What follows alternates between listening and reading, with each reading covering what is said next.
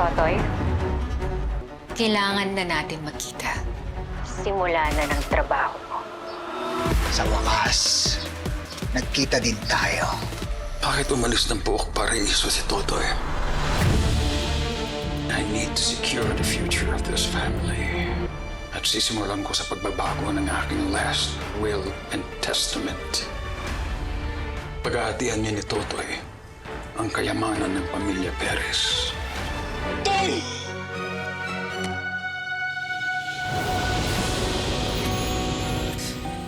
Halain mo yan, dito pa tayo sa Maynila magkikita.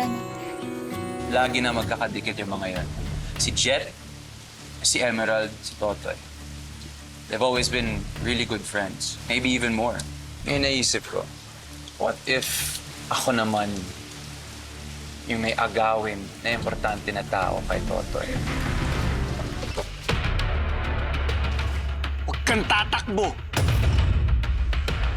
Carlo J. Caparas, Totoy Pato.